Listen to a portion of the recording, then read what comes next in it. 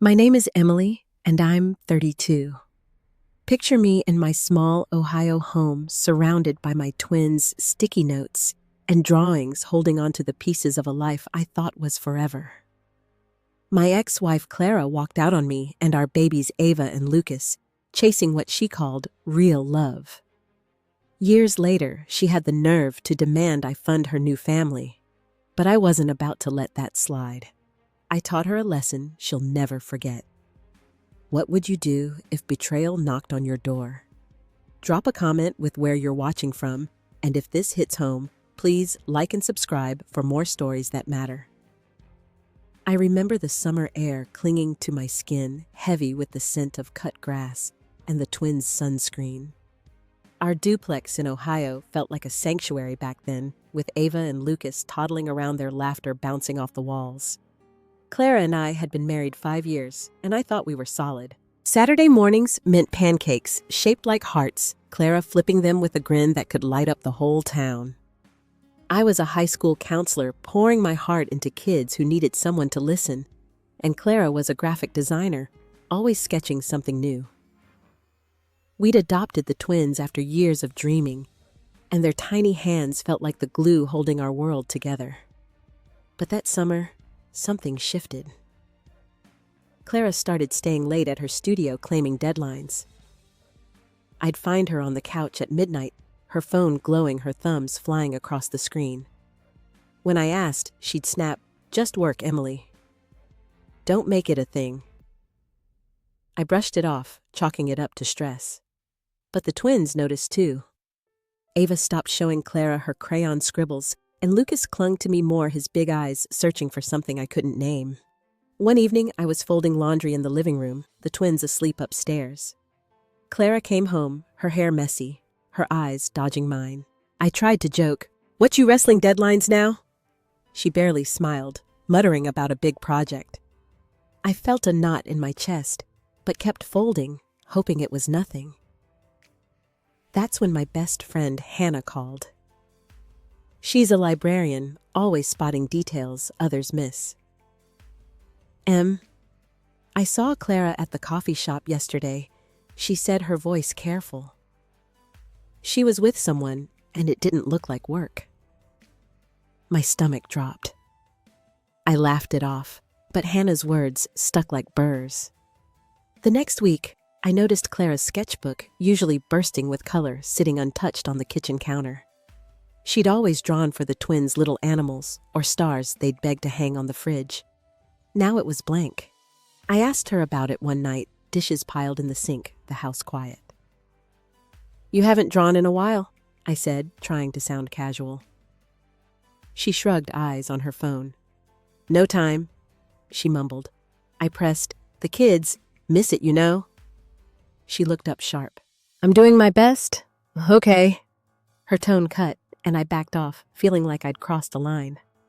My sister Rachel didn't help. She'd always had a chip on her shoulder about my life, like my marriage was some trophy she couldn't touch. At a family barbecue, she pulled me aside, her wine glass tilting. "Clara seems off," she said, smirking. "Trouble in paradise." I bristled, defending Clara, but her words gnawed at me. Rachel had a way of twisting the knife, and I hated how her doubt mirrored mine. I started second-guessing everything. Was I working too much? Was I not enough? The twins' bedtime stories felt heavier, their questions about Clara's absence harder to dodge. One night, I couldn't sleep. Clara was out again working. I grabbed her phone from the counter, something I'd never done. My hands shook as I scrolled. There it was, a text from an unsaved number, "I need to be free." My heart pounded. I set the phone down, the words burning into me. Who was she talking to? What did she mean? I sat there in the dark, the twins' soft snores drifting downstairs, wondering if the life I'd built was already crumbling. I stood frozen in the kitchen, Clara's phone back on the counter, that text searing my mind. I need to be free. The words looped, each one a jab to my chest. I wanted to confront her, but the twins' soft breathing upstairs kept me rooted. What if I was wrong? What if I was blowing it out of proportion? I crawled into bed, the sheets cold without her, and stared at the ceiling until dawn. The next morning, Clara was up early making coffee like nothing had changed. I watched her searching for a sign, but she was all routine, pouring cream, stirring slowly. "You okay?" she asked, catching my gaze. I knotted my throat tight and busied myself with the twins' breakfast. Ava was stacking cereal into towers, Lucas smearing jam on his toast. Their chatter felt like a lifeline, but Clara barely joined in, her eyes drifting to her phone again. I couldn't shake the unease. At work, I fumbled through counseling sessions, my mind elsewhere. A student was talking about her parents' divorce, and I felt my own life bleeding into hers. I kept picturing Clara's face, her sharp tone, the way she'd stopped tucking the twins in. By lunch, I was a mess, so I called Hannah. We met at the park near school, the twins playing on the swings while we sat on a bench. I saw the text, I admitted, my voice low. Hannah's eyes widened, but she didn't push. "What do you want to do?" she asked. I didn't know. I just wanted my family back. That evening, I tried talking to Clara. The twins were in their room, giggling over a puzzle.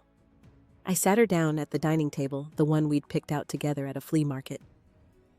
"Is something going on?" I asked. My hands clasped tight. She sighed, leaning back. "I'm just tired, Emily. Work's been intense." I pressed. "It's more than that. You're barely here even when you're home." Her jaw tightened and she looked away. "I don't know what you want from me," she said, her voice flat. I took a breath, the text flashing in my mind. "Are you happy with us?" She hesitated just a second, but it felt like a lifetime. "I don't know," she said, finally standing up. "I need space to figure it out." Space! The word hit like a slap. I followed her to the living room, my voice rising. "What about the twins? They need you. I need you." She spun around, her eyes hard. "I'm suffocating." "Okay, I didn't sign up for this life." My heart stopped. This life, our life, the one we'd built with late-night talks and shared dreams. Before I could respond, she grabbed her jacket. "I'm going for a walk," she said, and the door clicked shut behind her. I sank onto the couch, the house too quiet. The twins' puzzle pieces were scattered on the floor, half-finished. I thought of my sister Rachel, her smug comments at the barbecue. She'd love this proof my perfect life was unraveling. I wanted to call Hannah, but shame stopped me. Instead, I checked on the twins, their small bodies curled under blankets. Ava's hand clutched a stuffed bunny, Lucas's thumb in his mouth. They deserved better than this. The next day, Clara was back acting normal, but the air between us had changed. I kept waiting for her to explain, to fix it. Then a week later, I came home from work to find her suitcase by the door. She was in the bedroom folding clothes. "I'm leaving," she said, not looking up. "I can't do this anymore." I begged, my voice breaking, offering therapy, anything. Ava toddled in, grabbing Clara's leg, and Clara gently pushed her away. "I need to find myself," she said, zipping the suitcase. I stood there numb as she walked out her car, pulling away into the dusk, leaving me to pick up the pieces for our babies. 6 months had passed since Clara left, and I was barely holding it together.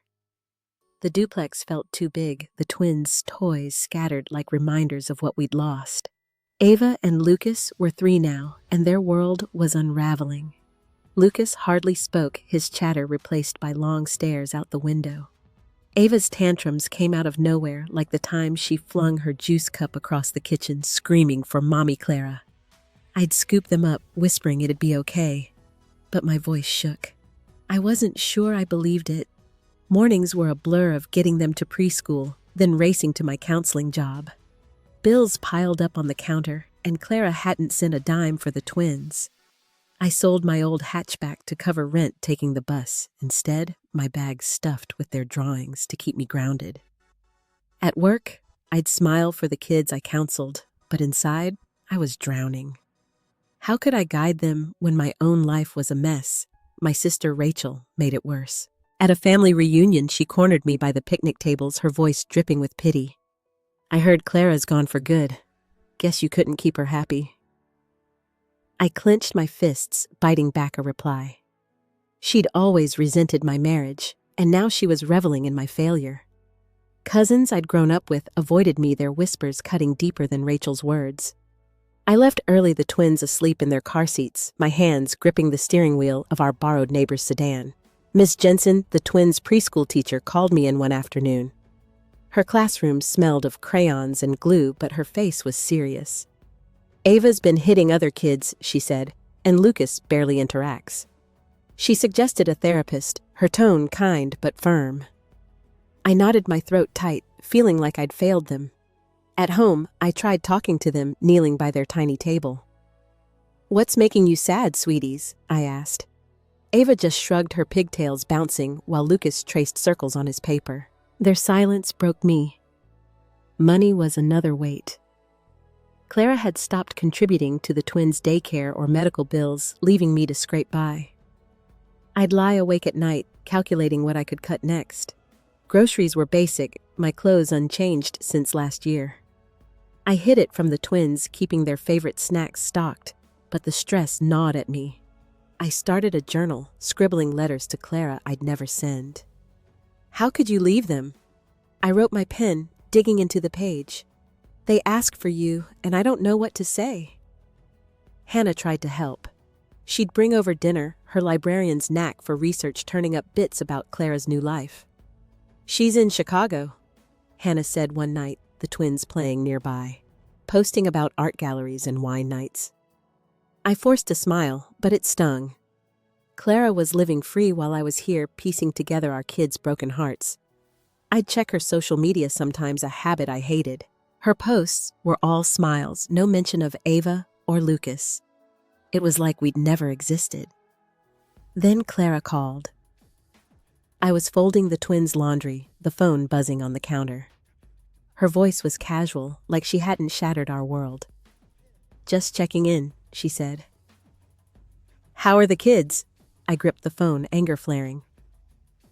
"They're struggling," I snapped. "Where have you been?" She sighed like I was the problem. "I've been busy, Emily. I'm dating someone new. It's serious." My chest tightened. She talked about her new life like it was a movie, not a choice that left us behind. "I'll call again soon," she said, hanging up before I could respond. I stood there, the twins' tiny socks in my hands, rage and hurt boiling inside me, knowing this was only the beginning. Clara's call left me reeling, her voice echoing in my head as I tucked the twins into bed. Ava clutched her blanket, asking, "Is Mommy Clara coming back?" I kissed her forehead, mumbling something about sleep, but her question gutted me. Downstairs, I poured a glass of water, hands trembling, and opened my laptop. Clara's latest post stared back, her and Sophie, her new partner, laughing at a rooftop bar, city lights behind them. No trace of our twins, no hint of the life she'd left. I slammed the laptop shut, my breath ragged. The next day, I was at the grocery store, Ava and Lucas in the cart, when Ava pointed at my phone. "Look, Mommy," she chirped. I glanced down, horrified. Clara's photo had popped up, a family picnic with Sophie's 2 kids. Ava's face lit up. "Is that us?" she asked. My heart cracked. "No, sweetie," I said, forcing a smile. "Just some friends." She frowned, sensing my lie, and I hurried through checkout, my chest tight with guilt and fury. Hannah came over that night, her arms full of library books for the twins. We sat on the porch, fireflies blinking in the yard. "I did some digging," she said, her voice low. Clara was meeting Sophie months before she left. Those late nights, lies. I stared at the darkening sky, betrayal sinking deeper. Clara hadn't just left. She'd planned it, built a new life while I was tucking our kids in. Why didn't she just tell me? I whispered. Hannah squeezed my hand, but no answer came. Work was no escape. Brian, my coworker, noticed my distraction during a staff meeting. Over coffee, he shared his own story, a spouse who cheated years ago. It cuts deep, he said, but you're stronger than you know. I nodded, grateful, but his kindness couldn't fill the hole Clara left. Back home, I found a bank statement buried in a drawer showing Clara had drained $5,000 from our joint savings before she walked out. I'd known, but buried it, hoping to shield the twins. Now it was a fresh wound, proof she'd stolen more than our future. Rachel called, her voice syrupy with concern. "Heard you're struggling," she said. "Need a loan?" I snapped. "I'm fine." Hating her pity? She'd told our cousins I was falling apart, and their silence at family gatherings proved it. I felt like a pariah judged for Clara's choices. At preschool, Ms. Jensen pulled me aside again. Ava drew a picture, she said, handing me a sheet. It was our family, but Clara's face was scribbled out. My eyes burned. "She's hurting," Ms. Jensen said softly. I nodded, unable to speak. Nights were the worst. I'd sit in the twins' room, watching them sleep, their small chests rising and falling. Lucas had started hiding under his blanket, Ava whispering to her stuffed animals about Mommy Clara. I'd write in my journal, words spilling out. "You're living your dream while our kids cry for you," I scrawled. "How do you sleep?" I wanted to scream at Clara to make her feel this weight. Instead, I was alone, the duplex silent, except for the creak of the floorboards. Clara's new life was a knife twisting deeper, and I couldn't stop the bleeding. 2 years had passed, and I'd clawed my way to a new normal. The twins were 5, their laughter filling the duplex again, thanks to therapy and routine. I'd earned a promotion at school, counseling kids with a steadier hand. Our life wasn't perfect, but it was ours, built on Ava's drawings and Lucas's soccer games. I thought Clara was a ghost until my phone buzzed one Tuesday night. Her name on the screen felt like a punch. I answered, bracing myself. "Emily." "I need your help," Clara said, her voice smooth like we were old friends. "Sophie's kids need support and I'm stretched thin. $2,000 a month would mean a lot." I froze, the twins' bedtime storybook still in my lap. "You're joking," I said, my voice low. She wasn't. "You owe me," she pressed. "I was miserable with you. This is my chance to be happy." My blood boiled. Owe her. After she abandoned us, I stood pacing the living room, the twins asleep upstairs. "You left our kids," I snapped. "You don't get to demand anything." Clara's tone sharpened. "I'm their mom, too. I deserve a life." I laughed, bitter. "You haven't called them in years." She went quiet, then said, "I'll fight for them if I have to. Custody's not off the table." My heart stopped. Custody.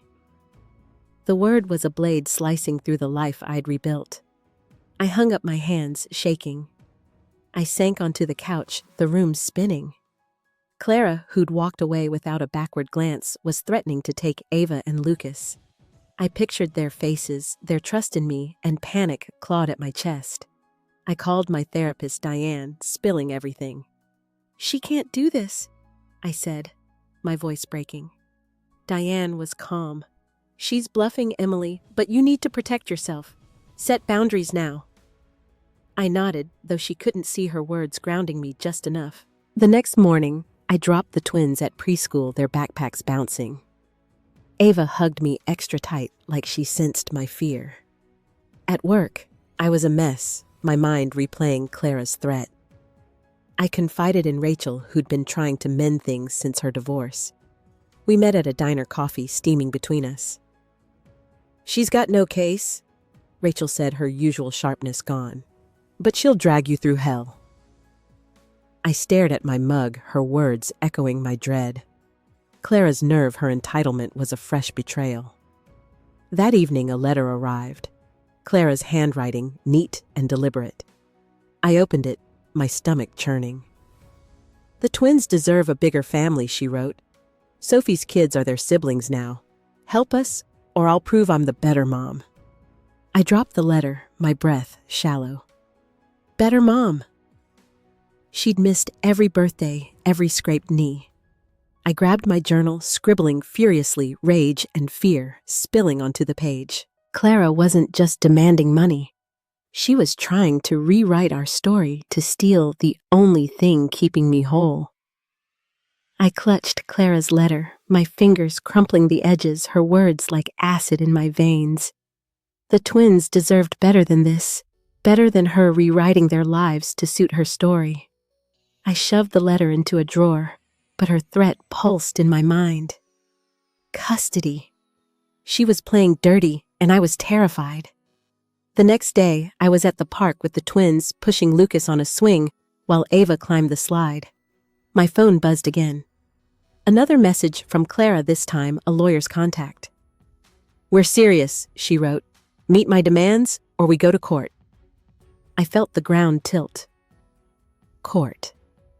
The word conjured images of strangers judging me, questioning my fitness as a mom. I gripped the swing's chains, my knuckles white as Lucas giggled, oblivious. That night, I met Hannah at her apartment, the twins with a sitter. She'd been scrolling Clara's social media, her laptop open. "Look at this," she said, showing me a post. Clara, Sophie, and their kids at a beach, captioned, "My true family." My stomach lurched. She was erasing us, parading her new life while threatening to tear mine apart. At work, whispers started. A colleague mentioned seeing Clara's posts, her narrative spreading like wildfire.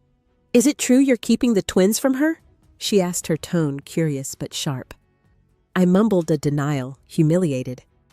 Clara had spun a story online painting me as controlling, unstable. Parents at preschool gave me side glances, their pity stinging worse than Rachel's old taunts. I wanted to scream the truth, but who would believe me over her polished lies? Mr. Carter, my neighbor, caught me raking leaves one weekend. His eyes were kind, but knowing. Fought for my boys once, he said, leaning on his cane. "Liars don't win forever." His story of battling a bitter ex gave me a flicker of hope, but it drowned in fear when Clara's lawyer called. "My client seeks partial custody," he said, his voice cold. "She's prepared to prove you're unfit." Unfit? The accusation was a sledgehammer. I'd spent years piecing our lives back together, and now Clara was tearing it down. I found an old voicemail on my phone that night, buried in deleted messages. Clara's voice from before she left, soft and warm. "I'll always be here, Em," she'd said, promising forever. I played it on loop, tears streaming, each word a lie exposed. How could she vow love then do this? The twins' sticky notes covered the fridge, their innocent hearts trusting me to keep them safe. I sank to the kitchen floor, the voicemail looping, my strength crumbling under the weight of her betrayal. I was losing everything, and I didn't know how to stop it. I woke up the next morning, the echo of Clara's voicemail still haunting me, but something had shifted. I couldn't let her lies destroy us. Ava and Lucas were at the kitchen table, coloring, their small hands steady where mine had been shaking. I kissed their heads, breathing in their shampoo, and made a decision. I wasn't going to lose them. I called Sarah, a family lawyer recommended by a coworker, and met her at her office that afternoon. Her desk was cluttered with files, but her eyes were sharp, listening as I poured out Clara's threats. "You've got a strong case," Sarah said, jotting notes. "Clara's absence and that withdrawn $5,000 are damning." I exhaled relief, mixing with nerves. She suggested gathering evidence, texts, emails, anything showing Clara's neglect. I nodded, my mind racing. Back home, I dug through old boxes, finding bank records and Clara's sparse messages since she left. Each one was a reminder of her indifference, fueling my resolve. Brian, my coworker, stopped by that evening with pizza for the twins. Over paper plates, he told me about a fundraiser he'd started at work to help with legal fees. "You're not alone, Emily," he said, his voice steady. I teared up, humbled by his effort. The twins were giggling sauce on their cheeks, and I felt a spark of strength. I wasn't just fighting for me. I was fighting for them. Ava ran over, holding up a drawing. "It's you, Mommy," she said, pointing to a figure in a cape. "My superhero." My heart swelled. I hugged her tight, promising silently to live up to it. The next day, I started a scrapbook, something tangible for court. I filled it with photos of the twins' milestones. Clara missed Lucas's first soccer goal, Ava's preschool play. I added their therapy notes, documenting their struggles after Clara left. It was painful, each page a reminder of her absence, but it was proof. I worked late into the night, the duplex quiet, except for the rustle of paper. Sarah called, excited about the scrapbook. "This could sway a judge," she said. "Keep going." At preschool, I talked to Ms. Jensen, explaining the custody threat. Her face softened. "I've seen how you love those kids," she said. "I'll write a statement if you need it." Her support was a lifeline. I drove home, the twins singing in the back seat, and felt a fire growing inside me. Clara thought she could bully me, but I was done being her victim. I pulled out my journal, not to write to her this time, but to list every step I'd take to protect my family. I was ready for the fight. The preliminary hearing was a week later, and I walked into the courthouse, my stomach in knots. Sarah was by my side, her briefcase stuffed with our evidence. The room was small, the air stale, and Clara sat across from us, her face composed, Sophie next to her. I forced myself to focus on the judge, a woman with sharp eyes and a no-nonsense demeanor. Clara's lawyer started spinning a tale of her as a devoted mom trapped in an unhappy marriage. Each word was a twist of the knife, painting me as the villain who'd pushed her out. I gripped the edge of my seat, my pulse racing. Sarah leaned over, whispering, "Stay calm. We've got this." When it was our turn, I took the stand, my voice steady despite the tremor in my hands. I spoke about the twins, their growth, their pain, and Clara's absence. "She hasn't called or visited in 2 years," I said, looking at the judge. "I've been there, everything." Sarah presented the scrapbook, flipping through pages of Ava's art and Lucas's milestones. The courtroom was silent, the weight of those moments sinking in. Clara's eyes flickered, but she didn't look at me. Her lawyer cross-examined, digging into my work hours, suggesting I'd neglected Clara's needs. "Didn't you prioritize your career over your marriage?" he asked. I swallowed, anger flaring. "I worked to support our family," I said. Clara chose to leave. Sarah followed with bank records showing the $5,000 Clara took, and a few curt texts where she'd dismissed the twins' needs. The judge's pen moved quickly, her face unreadable. Outside, Rachel was waiting, her usual smirk gone. "I'm sorry," she said, her voice soft. I saw Clara's posts, how she lied. "I'll testify if you need me." I blinked, stunned by her sincerity. For years she'd been my rival, but now she was my ally. I hugged her, the rift between us starting to heal. Back home, Ms. Jensen sent a detailed letter about the twins' struggles post-abandonment, her words precise and damning. I added it to our file, each piece of support like armor. The hearing wrapped with no ruling, but Sarah was optimistic. The judge saw through Clara's story, she said. I nodded, hope flickering, but the fight wasn't over. That night I sat with the twins reading their favorite book about a brave fox. Ava nestled against me, her fingers tracing the pages. I'd worn a beaded necklace, she'd made its weight a reminder of her trust.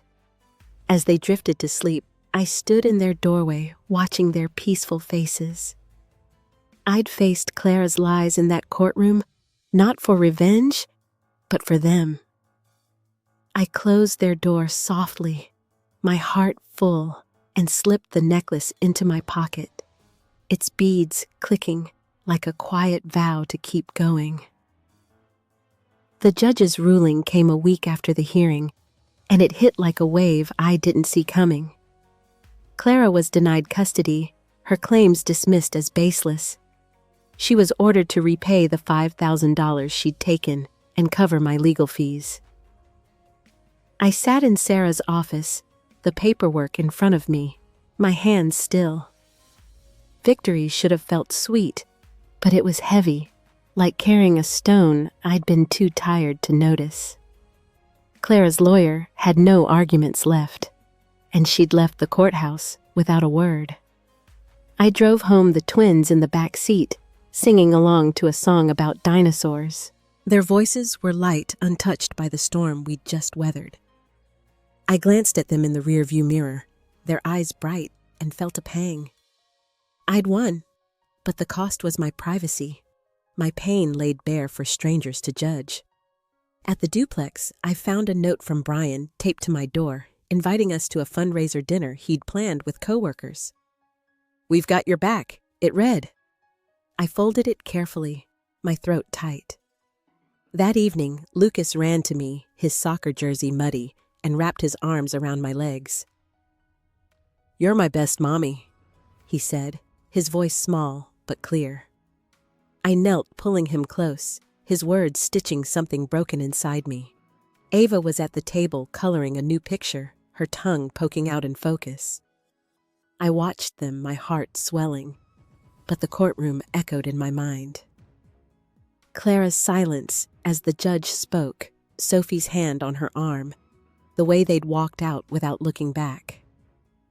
I called Hannah, needing her steady voice. "You did it," she said, but I heard her hesitation. "How do you feel?" I didn't know. Relieved? Yes, but raw, like I'd been scraped clean.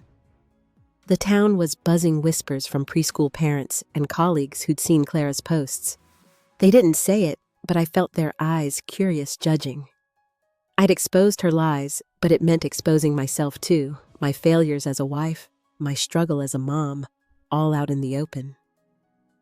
The next day, I took the twins to the backyard, where I'd started digging a spot for a willow tree.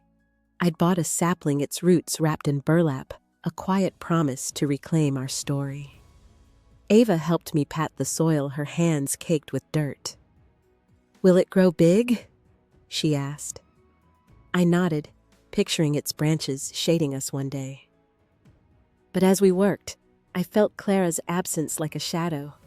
She'd lost, but her threat had forced me to fight in ways I never wanted, and I couldn't shake the weight of it. I heard, through Hannah, that Clara had packed up and left Chicago, her social media gone quiet, no trace of Sophie or their life. It was over, but the silence felt heavier than her threats. I stood in the kitchen stirring soup for the twins, their chatter about a school play filling the air. I should have been relieved, but my hands moved on autopilot, my mind stuck on the courtroom, the way Clara's eyes had emptied when the judge ruled against her. She was gone, but so was a piece of me I couldn't name. Rachel came by her car, parked crooked in the driveway. She'd moved closer, trying to be the sister I'd needed years ago. "You're free now," she said, setting a casserole on the counter. I nodded, but her words didn't land. Free felt like another weight, the kind that settles when you realize the fights cost more than you planned. We sat on the porch, the evening cool, and she didn't push. Just sipped her tea, her presence steady, but not enough to fill the quiet. Sarah, my lawyer, invited me for coffee, her office now a memory of our battle. "You're stronger than most," she said, sharing her own story of raising a son alone. Her words were kind, but I felt exposed, like everyone saw the cracks I'd tried to hide. I thanked her, my smile thin, and drove home. The twins' car seats empty, their preschool day not yet done. I passed Brian's fundraiser group, now a weekly dinner for single parents, their laughter spilling from a community hall. I waved, but didn't stop, my chest tight with something I couldn't shake. At home, I found Ava's latest drawing on the counter, a house with a big sun above it. I traced the lines, her innocence a lifeline. I hung it on the wall, covering the spot where Clara's half-finished painting once stood. The act was small, but it felt like reclaiming something. I'd spent years defining myself through Clara's betrayal, her absence a shadow over every choice. Now with her gone for good, I saw it clearly. My worth wasn't tied to her failures, but to the life I'd built for Ava and Lucas. I hosted the twins' 6th birthday that weekend, a small party with balloons and a homemade cake. Hannah, Rachel, and Brian came, their voices warm, their presence a new kind of family. Lucas blew out his candles, his grin wide, while Ava clapped her eyes, sparkling. I watched them, my heart full, but aching, the victory bittersweet. Clara's defeat had protected us, but it left a quiet scar, a reminder of the trust I'd lost. I cut the cake, my hands steady, but inside, I felt the weight of what I'd carried settling into a stillness I wasn't ready to name. A year had slipped by, and our duplex felt like home again, not just a shelter from the storm. Ava and Lucas, now 6, filled the mornings with their chatter, arguing over cereal flavors or who got the blue plate. I'd drop them at school, their backpacks swinging, then head to work, my counseling sessions steadier, now my heart less bruised. Routine had become a kind of grace each day, stitching us closer. Ava was sketching whole worlds, her crayons dancing across paper, while Lucas had found his spark on the soccer field, his shy grin brighter every game. I started volunteering at the community center, leading workshops for single parents facing legal battles. The first time I stood in front of a small group, my voice wobbled, but their nods, their shared stories, gave me ground to stand on. I wasn't just Emily, the woman Clara left. I was someone who'd fought and could help others do the same. One evening, a mom thanked me, her eyes wet, and I felt a quiet pride, something I hadn't known in years. Diane, my therapist, noticed the shift. We met at her office, the familiar smell of lavender and old books calming me. "You're not carrying as much," she said, her pen still. I smiled, admitting I'd been thinking about dating, though the idea scared me. "You're ready when you decide you are," she said, and I tucked her words away, not pushing myself, but not closing the door either. Trust felt like a muscle I was learning to flex again, one small stretch at a time. At home, I found a box of old journals under my bed, pages filled with letters I'd written to Clara, raw with anger and hurt. I sat cross-legged on the floor, flipping through them, my handwriting jagged from those sleepless nights. The words felt like they belonged to someone else, someone trapped in a storm I'd weathered. I lit a candle, its flames steady, and fed a page to it, watching the paper curl and blacken. It wasn't rage. It was release, a choice to let that pain stay in the past. The twins and I went to a local fair that weekend, the air thick with popcorn and cotton candy. Ava tugged me to a face painting booth, her cheeks soon blooming with stars, while Lucas clutched a prize from a ring toss, a stuffed turtle he named Bumpy. We rode the carousel, their laughter rising over the music, and I watched them, my chest full. The world felt softer, not perfect, but mine. I bought us ice cream, the cold sweetness melting on my tongue, and for the first time in years, I didn't look over my shoulder for Clara's shadow. Back home from the fair, I tucked the twins into bed, their faces still sticky with sugar. Lucas hugged his turtle, murmuring about its adventures, while Ava whispered plans for her next drawing. I kissed their foreheads, the room soft with their breathing, and felt a quiet settle over me.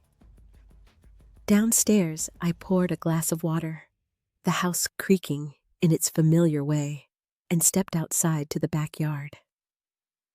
The willow sapling stood slender in the moonlight, its leaves trembling in the breeze, a silent promise growing stronger each day. Rachel had moved to a house 10 minutes away, her visits now a steady rhythm. She showed up one afternoon with a puzzle for the twins, her laugh warmer than I'd ever known. "I'm trying," she said, stacking pieces with Ava. I nodded, seeing her not as the sister who'd stung me, but as someone finding her way like me. Our past felt less like a wound, more like a road we'd both traveled. At the community center, I met Mark, a single dad with a quiet smile and a daughter Ava's age. He'd bring her to my workshops, lingering to chat about parenting or the weather. One evening, he offered me a coffee, his hands nervous around the cup. "You're good at this," he said, nodding at the group.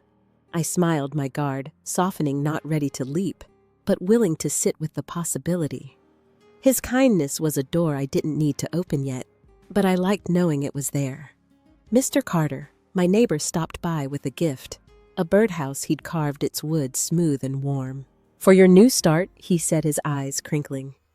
I hung it near the willow, the twins clapping as birds flitted close. It was small, but it felt like a marker, a sign of roots deepening. I thought about Clara, not with anger, but with a strange clarity. She'd shaped me, but she didn't define me. My strength came from choosing Ava and Lucas every single day. The twins started a project, a family book, their crayons scribbling pages of our life. They drew Rachel, Hannah, even Mark's daughter, their world, expanding beyond the pain Clara left. I sat with them one evening, the book open on the table, their voices bright as they explained each picture. I turned to a page with me, my hair a wild scribble, holding their hands. "That's us," Lucas said, pointing. I looked at their faces, then out at the willow, its shadow long across the grass, and felt whole in a way I hadn't known I could. I'm sitting on my couch now, the twins' soft snores drifting from upstairs, a mug of chamomile tea cooling in my hands. It's been a long road, but our little Ohio duplex feels like a haven, its walls holding our laughter and scars alike. Ava's 7 now, her sketchbooks piling up, each page a burst of color that lights our mornings. Lucas has a knack for storytelling, spinning tales about pirates and dragons that keep us giggling at dinner. My days start with their voices, end with their hugs, and somehow that's enough. Work is steady, my counseling sessions a quiet anchor. I've started a support group at the community center, not just for legal battles, but for parents rebuilding after loss. Last week, a dad shared how he'd found his footing, and I saw myself in his tired smile, a reminder of how far I've come. Rachel's a regular at our house now, her teasing softer, her presence a bridge we've rebuilt. Hannah's blog with my story tucked in anonymously has grown emails pouring in from strangers who say it gave them hope. I read them sometimes late at night and feel a warmth I didn't know I could give. Mark and I are taking things slow, our coffee chats turning into walks with the kids. He's patient, his daughter braiding Ava's hair, while Lucas shows off his soccer moves. I'm not rushing, but I like the way his laugh feels like a safe place. Sarah, my lawyer, drops by occasionally, her son playing with the twins. Our talks less about court and more about life. Even Mr. Carter, with his endless supply of carved trinkets, joins us for Sunday barbecues, his stories a thread in our new tapestry. I've started gardening a small patch by the back door, herbs and flowers I tend to with the twins. It's no masterpiece, but there's something about dirt under my nails, the slow growth of basil and marigolds, that feels like starting over. Ava waters them with a tiny can Lucas names each plant, and we laugh when they wilt, learning as we go. It's messy like us, but it's ours. I look at my kids, their eyes bright with possibility, and see a life I didn't just survive, but chose. The other night, I stood by the window, the town quiet, stars sharp against the sky. I thought about the years behind me, the nights I doubted I'd make it. They're part of me, but they don't own me. I sipped my tea, the steam curling, and felt a stillness, like the world was holding its breath with me, waiting for what comes next. I've been thinking about what it means to rebuild not just a life, but a heart. The twins and I have our rituals now, like Sunday mornings at the farmer's market where Ava picks out apples and Lucas hunts for the best honey jar. We walk home, bags swinging, their voices weaving stories about the clouds. It's simple, but it's where I've learned to breathe again. I used to think healing meant erasing the hurt, but it's more like carrying it quietly.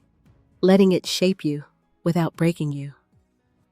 I took the twins to the community center last month, where we painted a mural with other families. Lucas smeared blue across his shirt, Ava bossing everyone with her brush. I stepped back, watching them blend into the crowd, their joy unshadowed. That's when it hit me. I'd spent so long fighting for them, I'd forgotten to fight for myself. I started small, taking evening walks alone, the crunch of gravel under my shoes, a steady rhythm. I'd think about Clara not with bitterness, but with a kind of mercy. She'd lost more than I had, chasing a love that wasn't ours to give. The community center's grown my workshops now, a haven for others piecing their lives back together. I listened to their stories, nodding, knowing the weight of starting over. It's taught me that love isn't just what you build with someone else, it's what you build within yourself. I forgave Clara not because she deserved it, but because I deserved to be free. That freedom let me see Ava and Lucas, clearly their strength, their trust, a mirror of what I'd become. I keep a small notebook now, not for anger, but for moments that feel like gifts. Lucas's laugh when he scores a goal. Ava's quiet focus as she paints the way Mark's hand brushes mine when we talk. These are my anchors, proof that life doesn't just take, it gives back. I've learned that family isn't owed or promised. It's chosen every day in the small ways we show up. What moment made you realize your own strength? Share it below. I'd love to hear your story. If this journey resonated with you, please subscribe, and share it with someone who might need it. Thank you for listening, for being here. Here's to finding peace in our own stories, one step at a time.